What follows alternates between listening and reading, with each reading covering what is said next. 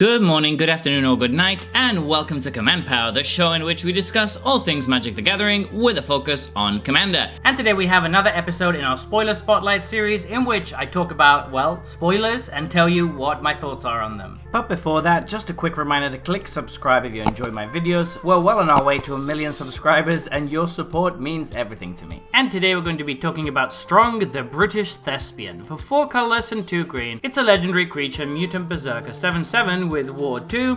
Enrage, whenever Strong is dealt damage, you get 3 rad counters and put 3 +1/+1 counters on Strong, and you gain life rather than lose life from radiation. Now this card is sweet for multiple different reasons. It's doing lots of different things and it's doing all of them very nicely. For starters, Ward 2 is awesome. It makes it very difficult to deal with this and a pain for your opponents who are very unlikely to want to use their removal on this because it sets them so far back in tempo. Wizards has been more and more liberal with the usage of Ward, and I think they might be overdoing it sometimes because I don't think this card necessarily needed Ward to be good. It's a 7/7 for 6 with 2 good abilities already. I think it was probably fine, but anyway, that just pushes it over the top even more since it's going to be quite hard to remove. Now, Enrage is sweet, and I can see this absolutely slotting into a Waiter deck or all sorts of other Enrage decks that are interested in having more Enrage cards. But this one is a little bit different because it doesn't only want you to be playing with Enrage and ways to ping this to deal damage to it, but also you want to be playing with your graveyard a little bit because you are going to be getting rad counters off of it. Now the idea is that when you combine it with his third ability that allows you to gain life instead of losing life from radiation, you can be really safe from the radiation that you're going to be getting when you enrage this. However, of course, if it gets removed, then you're going to start taking damage. So the idea is that you can't really abuse the enrage ability too much to grow him too big because otherwise you're going to be taking a ton of damage later on. However, there's a couple of reasons that I don't think that's as big of an issue as it might initially seem, and the first one is that of course you can run this as your commander. If it's your commander, you can just recast it, and yeah, you might be taking a bit of damage one turn, but that's about it. You're going to be able to play it again and start gaining that life back up again. Not only that though, even if it isn't your commander, there's a bunch of ways in green to gain some life, and a bunch of ways that you can take advantage of this using your graveyard, and if you're building around this in the slightest, then it's very easy to negate